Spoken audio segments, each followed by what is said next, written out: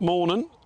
Got my mate here, Philip, who's a bit more of an expert ploughman than me. I don't know about that. Oh, I think you are, boy. You've done more than me, look. So I'm an in-old boy as well, you know. But we're just looking around this Caverneland ES plough, which was on the number 28 bodies with the skimmers on. We're just sort of discussing that and how we set the tractor up and the obvious things, really, weren't it, Philip? And what we've done.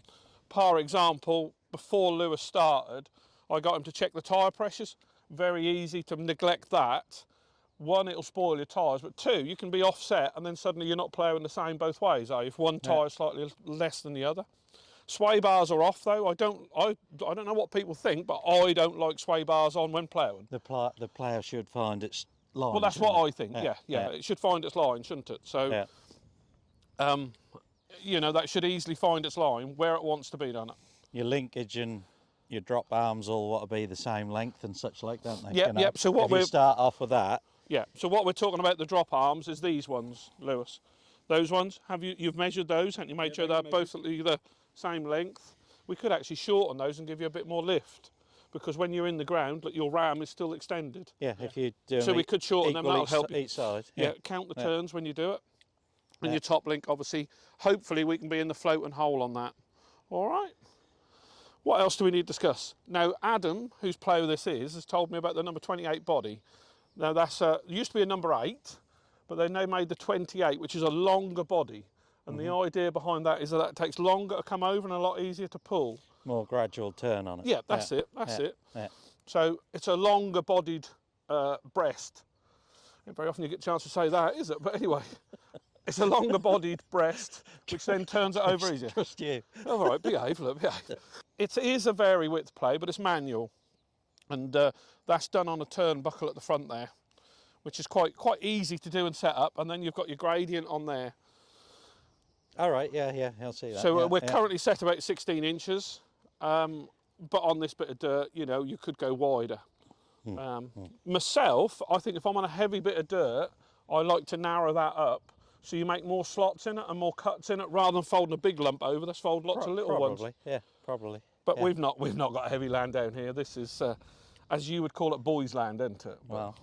So, all right. So, but yeah, one thing I do like on this, I don't know if you've ever seen these. These points are knock on and knock off.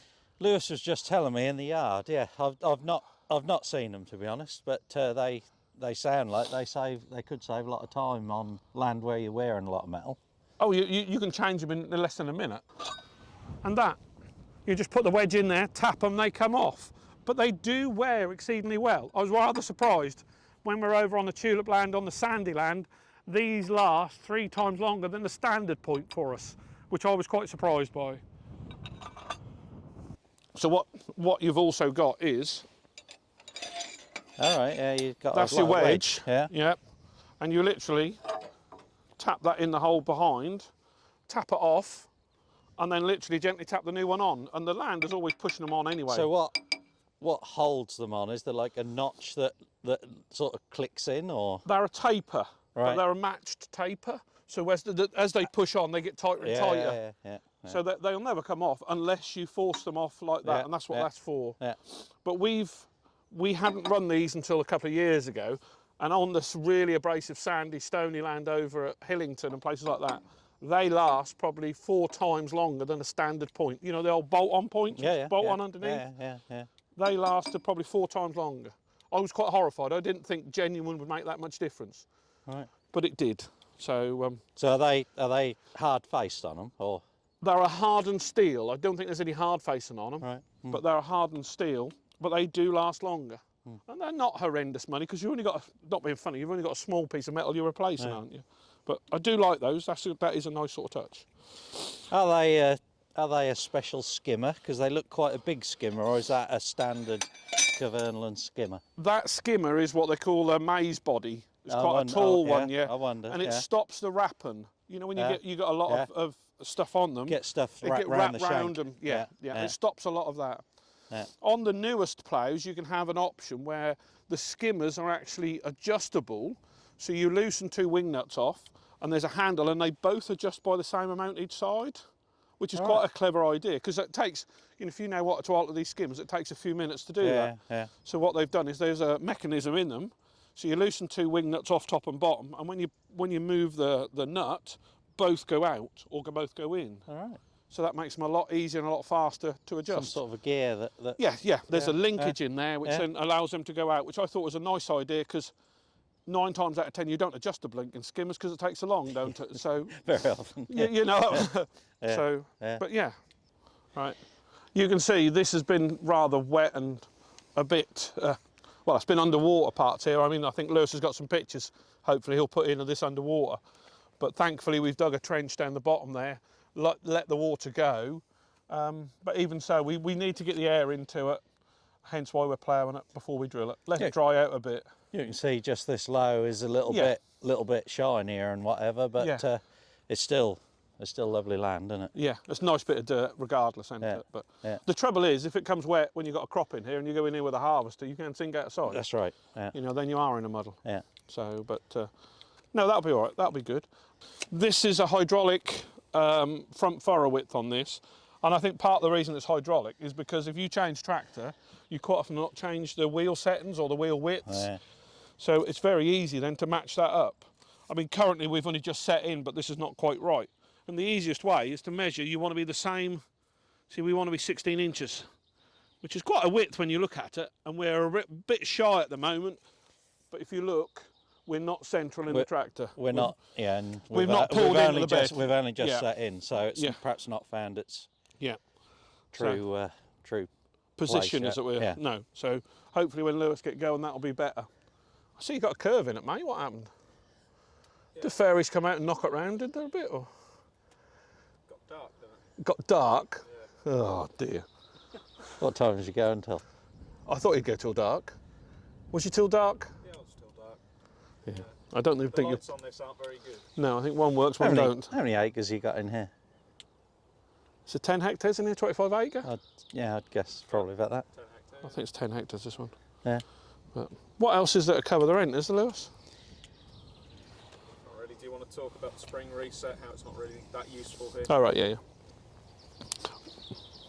We have got this on a small tractor, but that's partly to prove you don't need a big tractor to pull the plough. You know, you don't need 400, or you don't need like a 400 horse plough. Right. We've also got this on the little John Deere, one because we like the tractor, and two to prove you don't need big horsepower on the ploughs. And that's part of the reason behind that is these are a 28 body, which is the newer version of the number 8 body from Kverneland. But part of the reason they've got the newer body is because they're a lot longer bodied, so they go over a lot slower, therefore there's less resistance. But by less resistance, it also then packs less on the breast. So if you've got some black fen where that packs on rather than turns, this is less likely to do it. But if you're really susceptible to that, they do a 28 body which is slatted. And I don't know the part number of that, so somebody will look it up, no doubt. But so you can get these as a slatted body. With it being so long, the plough isn't like a bulldozer, it's actually folding it over nice and gently, and it also gives you extra room to put trash in behind it before the next one. So that's a good one. Are they sort of proven to pull a bit easier than a number 8 then? Yes. Yeah, The number 8 comes over, and if you imagine it, the sharper that angle, the more bulldozer like it is, isn't it? And the harder to pull. Yeah, the quicker it has to turn it. Yeah. The more gradual. Yeah. Should be That easier, goes over that shouldn't it? much easier. Yeah. This is an auto reset body, which we do not need, but this is one Adam had free. I believe it's just been sold, so they're coming to collect it end of this week. So, but this has been sold. It is an auto reset, which is these springs here, but it does make the plough a lot longer and gives this poor tractor a bit harder lift. So, well, each body or set of bodies is set further back, isn't it? You know, you can say you're nearly 400 mil further back, aren't you? At least 40 centimetres, 16 inches behind, you know, where it could be. If you look here, you could come another 16 inches forward, wouldn't you? So how does that spring setup work? It is simply, idea? you've got a tensioner here where you can adjust the tension on these. Yeah. So if you've got small rocks underneath, you can get it just clicking easy, or you can wind it out, wind the thread out and tension these springs. You can take these two larger ones will come out if you want, so you can have just a, Right. just a 5 in there, and then you can put extras in. And it is literally sprung loaded on these pins here, and that will come up and then go straight back down again. So there's no hydraulic auto, you know, there's no hydraulics to it or anything like that, so it just comes back down. Yeah. Just say something, Philip. Anything, doesn't Hello? matter. Yeah, that'll do. Are you going to introduce Philip nicely? This is me mate, blood brother. No, anyway. Yeah, come on then, how we got to start this? Morning.